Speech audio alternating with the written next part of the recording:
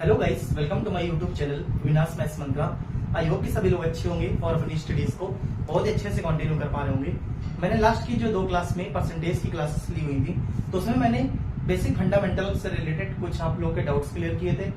कुछ class 6 to 12 तक के स्टूडेंट थे, उनके डाउट्स आ रहे थे, बेसिक फंडामेंटल को लेकर थे। मैंने वो चीजें क्लियर करने की कोशिश की थी। नेक्स्ट अब आपको थर्ड क्लास में मैं आपको कुछ ऐसा बताना चाह रहा हूँ जिसमें बेसिक फंडामेंटल आपको मैं क्लियर करूंगा परसेंटेज की। ओके, जैसे आप देख लीजिए, मतलब जो एक फ्रैक्शन टू परसेंटेज कन्वर्ट होता है, means fraction to percentage values. पहले तो मैं आपको बता दूं इनका यूज क्या है। पहले चीज तो इसमें ये होता है कि जैसे कहीं पे आपको परसेंटेज वैल्यू दिखती है, उसको अगर आप फ्रैक्शन में कन्वर्ट कर देते हो तो आपकी कैलकुलेशन बहुत ज्यादा इजी हो जाती है। खासकर जैसे आप कॉम्पिटेटिव एग्जाम देते हो, जैसे एसएससी, रेलवे, बैंकिंग, यूपीएससी, कुछ पार्ट आता है जैसे मैथमेटिक्स का, तो उसमें अगर आप फ्रैक्शन में कन्वर्ट कर देते हो तो बहुत सारी कैलकुलेशन आप लोग के लिए इजी हो जाती है और टाइम जो आपका है वो बच जाता है। इसमें हमारे बैंकिंग एग्जाम में जैसे आपका अर्थमेटिक का पोर्शन है, जितने भी चैप्टर आते हैं आपके, परसेंटेज है, प्रॉफिट है, लॉस है, एसआई सीआई, मिक्सचर है, नेविगेशन है, वर्क एंड टाइम है, टीआई का पार्ट है मेजर।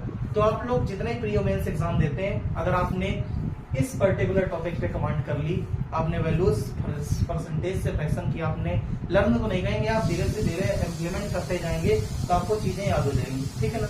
तो आपको कुछ नहीं करना है, बस मेरे साथ जो मैं आपको बताऊं इनको याद रखना है और जहां भी इनकी नीड पड़े आपको सीधा सीधा डायरेक्ट इम्प्लीमेंट करना है। ओके, तो आप लोग पढ़िए, कुछ डाउट्स हो इसमें तो कमेंट करके बताइएगा। ठीक है, तो मैं आपको बताता हूँ, स्टार्टिंग से लिखवाता जाता हूँ, आप लोग इसको नोट डाउन करते चलिएगा। जो 1 होता है आपका 100% इक्विवेलेंट होता है। मैंने आपको फर्स्ट क्लास में बताया था कि जो जैसे आपका परसेंटेज है, कोई चीज अगर 100% है तो अपने आप में क्या होगी, 1 होगी। सीधी सी बात है। अगर कहीं पे 1/2 लिखा है फ्रैक्शन में तो उसको हम लोग 50% लिखेंगे, और इसका उल्टा भी कहीं पे अगर 50% लिखा तो उसको हम लोग फ्रैक्शन में क्या लिख सकते हैं, 1/2 लिख सकते हैं। नेक्स्ट पार्ट आपका है 1/3। 1/3 अगर कहीं पे लिखा हुआ है तो उसको हम लोग 33.33% लिख सकते हैं, या फिर 33 होल नंबर 1/3% लिख सकते हैं। ओके, मीन्स आपको जितने भी, इसका एग्जांपल मैं आपको सेट करता हूँ। जैसे सपोज करिए कोई एक स्टूडेंट है, उसने एग्जाम दिया, अब उसके केवल वो बंदा पास हो पाया, जैसे पासिंग परसेंटेज है हमारा 33.33%, तो अगर केवल पास हुआ तो सीधा सीधा मतलब ये है उसने ग्रैंड टोटल में केवल 1/3 मार्क्स स्कोर किए। ओके, सीधा सीधा आप समझ लीजिए। नेक्स्ट पार्ट है आपका जहाँ पे 1/4 है, इसको हम लोग 25% लिखते हैं। नेक्स्ट है 1/5 है, इसको आप लोग 20% लिखते हैं। ओके, नेक्स्ट पार्ट है आपका 1/6, इसको आप लोग 16.66% कंसीडर करते हैं। नेक्स्ट पार्ट है 1/7, इसको आप लोग 14.28% कंसीडर करते हैं।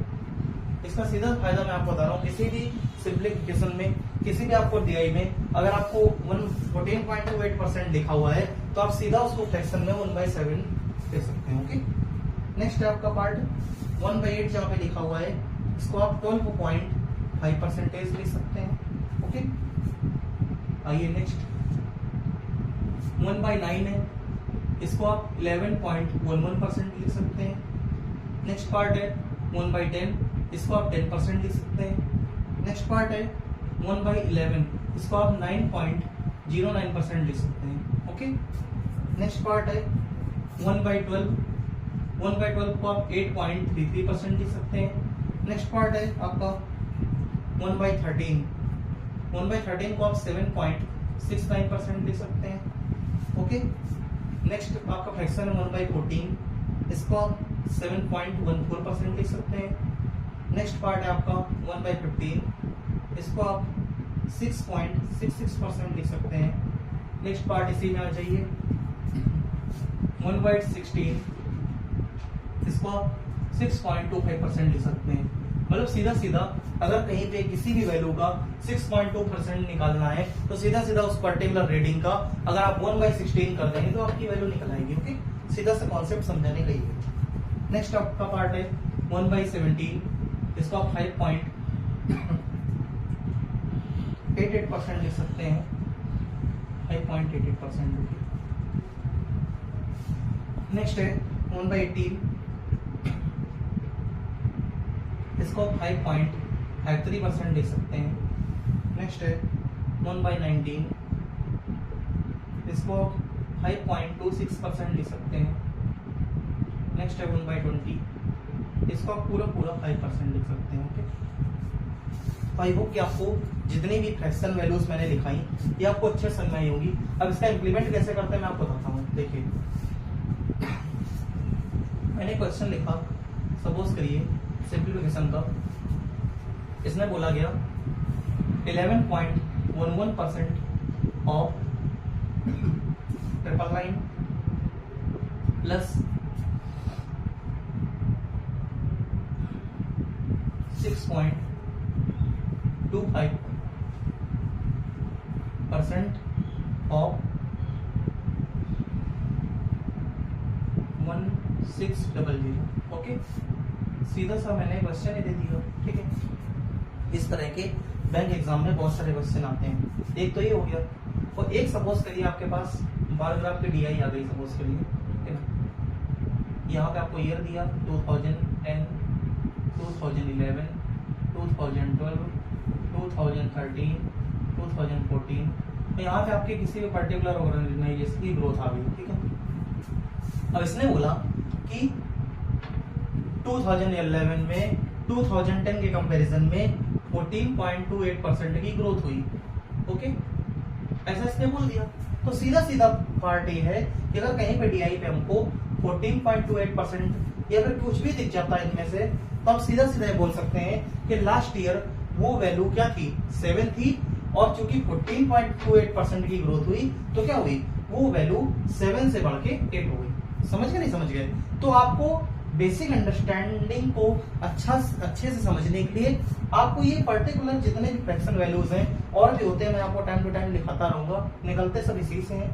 तो आपको अगर इन पे कमांड अच्छी रखेंगे तो चीजें थोड़ा सा अच्छे से क्लियर होंगी और स्मार्ट वर्क कर पाएंगे, आपका टाइम कम लगेगा। भाई 14.28% को आप कन्वर्ट करेंगे, अगर आपको डायरेक्ट याद होगा इसको 1/7 लिखते हैं तो आप सीधा सीधा कहोगे सर लास्ट ईयर वैल्यू मेरी 7 थी, 7 से 8 हो गई। अगर लास्ट ईयर मेरी कोई वैल्यू 700 थी तो 700 से 800 हो गई, सीधी सी बात है। अब बताया गया कि 800, अब सपोज करिए बोल दिया गया कि अब 2012 में क्या हुई, आपकी 12.5% की फिर से ग्रोथ हो गई। ठीक है ना, तो आपने सीधा सीधा बोला कि 1/8 की ग्रोथ हुई, मतलब अगर इस साल 8 थी तो अगले साल क्या हो गई, 900 हो गई।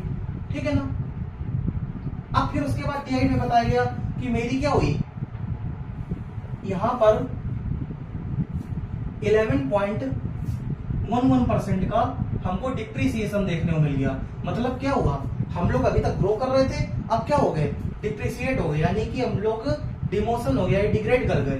तो सीधा सी बात है कि हम लास्ट ईयर 900 थे, 900 से एक वैल्यू मेरी कम हो गया, यानी 9 में एक पार्ट मेरा कम हो गया, तो मेरा क्या बचा, सीधी सी बात है 9 से एक पार्ट कम होके 800 बचा या 8 बचा।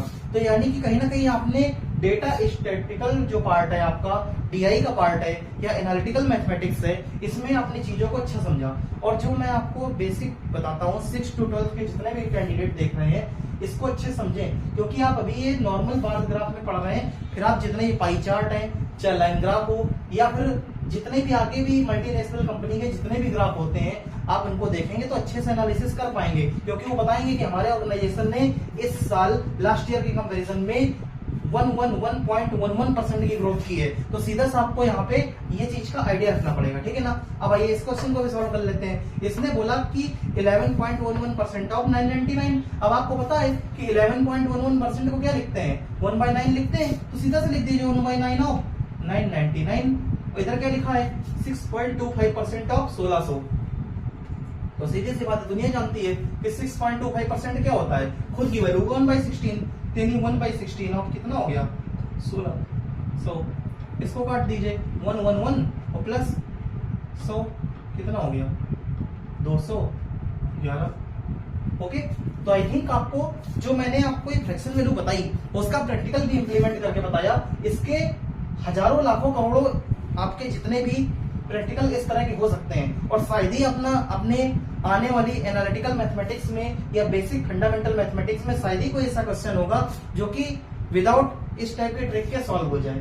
ठीक है ना, तो बहुत ही इंपॉर्टेंट क्रूशियल आपका एक फंडामेंटल टॉपिक था जिसको आपको सबको देखने की जरूरत है, और जितने भी लोगों तक आप देखें तो ज्यादा से ज्यादा लोगों तक शेयर करें, जिससे एक बेसिक फंडामेंटल शेयर हो पाए और आप लोग को आने वाली नेक्स्ट जनरेशन को एक अच्छी सॉलिड चीज मिल पाए। इतना ही कहना चाहूंगा। इसके बाद मैं आपसे विदा लेता हूं। तब तक के लिए कोशिश करेंगे एक या दो क्लास परसेंटेज पे और लेके आ पाए। तब तक के लिए thank you so much for watching guys. Bye.